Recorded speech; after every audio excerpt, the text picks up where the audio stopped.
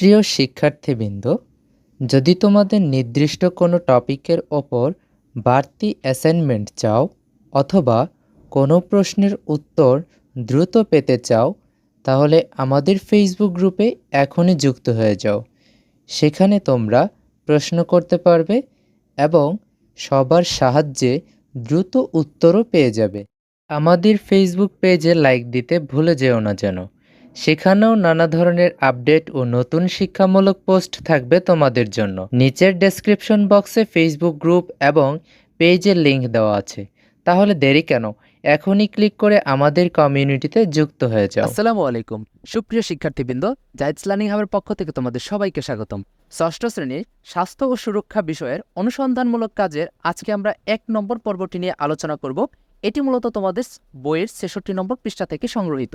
অনুসন্ধানমূলক কাজের সম্পূর্ণ সমাধানটি দেখার জন্য এই ভিডিওটি না টেনে মনোযোগ সহকারে দেখার চেষ্টা করো।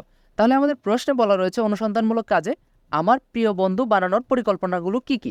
এগুলো তোমাদের একটি ছক লেখা আছে, এই ছকের মধ্যেই পূরণ করতে হবে। তাহলে এখানে কি কি দেওয়া রয়েছে, কি কি কাজ করব বন্ধুদের জন্য এবং বন্ধুমেলায় কি করব, বন্ধুত্ব দৃঢ় করতে আমরা কি করতে পারি, এই সমাধানটি আমরা এই সম্পূর্ণ ভিডিওতে আলোচনা করার চেষ্টা করব। তাহলে উত্তরে আমি লিখব আমার প্রিয় বন্ধু বানানোর পরিকল্পনা নিম্নে প্রতিবেদন আকারে লেখা হলো। শুরুতেই তোমরা প্রতিবেদকের নাম নিজেদের নাম লিখে নিবে, প্রতিষ্ঠানের নাম নিজেদের বিদ্যালয়ের নাম লিখে নিবে, প্রতিবেদনের শিরোনামে লিখবে আমার প্রিয় বন্ধু বানানোর পরিকল্পনা। গাইড বা বিষয় শিক্ষকের নামে লিখবে তোমাদের বিষয়ভিত্তিক যে শিক্ষক রয়েছেন তার নাম লিখবে। আমি লিখেছি রাতুল আহমেদ, সিনিয়র শিক্ষক, স্বাস্থ্য ও সুরক্ষা বিভাগের। জমা দেওয়ার তারিখ 1-10-2024। তোমরা তোমাদের জমা দেওয়ার তারিখ অনুসারে এটি লিখে রাখবে। এ পর্যায়ে আমরা এই সমাধানটি দেখব কি কি কাজ করব বন্ধুত্বের জন্য। 1. বন্ধুর কথা মনোযোগ দিয়ে শুনব। 2. তার ভালো কাজের প্রশংসা করব। 3. তার অনুভূতি ও পরিস্থিতি বোঝার চেষ্টা করব। 4. সহযোগিতার প্রয়োজন হলে সহযোগিতা করব। 5. সে কষ্ট পেতে পারে এমন কাজ করা থেকে বিরত থাকব। 6. তার ক্ষতি হতে পারে এমন কাজ করা থেকে বিরত থাকব। 7. কোনো ভুল কাজ করে ফেললেও তার জন্য দোষ দিব না। 8. তার যে কোনো অনুভূতিকে সম্মান করব। 9. নিজে কোনো ভুল আচরণ করলে তার জন্য ক্ষমা চাইব।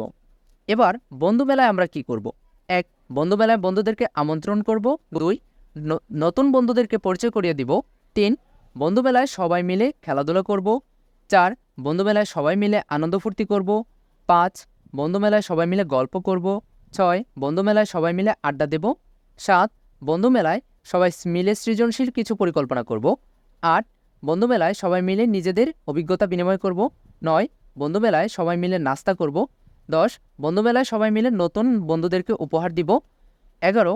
বন্ধুমেলায় কোনো উৎসব অনুষ্ঠানকে বন্ধুকে উপহার দেব। এরপর বন্ধুত্ব দৃঢ় করতে আমরা কি করব। 1. বন্ধুত্ব দৃঢ় করতে একতা বজায় রাখব। 2. বন্ধুদের বিপদে সাহায্য করব। 3. বন্ধুদের সুখে দুঃখে পাশে থাকব। 4. বন্ধুদের মধ্যে পারস্পরিক যোগাযোগ অব্যাহত রাখব। 5.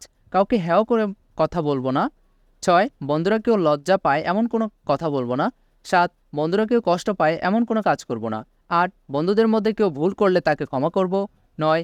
আমি নিজে ভুল করলে তাদের কাছে ক্ষমা চাইব। 10. বন্ধুদের অনুভূতি বুঝে চলার চেষ্টা করব। সুপ্রিয় শিক্ষার্থীবৃন্দ, সম্পূর্ণ ভিডিওটি মনোযোগ সহকারে দেখার জন্য তোমাকে অসংখ্য ধন্যবাদ। পরবর্তী সেশনে কোন টপিকের ওপর ভিডিও ক্লাস চাও তা কমেন্ট সেকশনে নিজের শ্রেণী এবং বিষয় লিখে জানাতে ভুলো না যেন। এই ভিডিওটি তোমার বন্ধুদের সাথেও শেয়ার করতে পারো। ধন্যবাদ সবাইকে।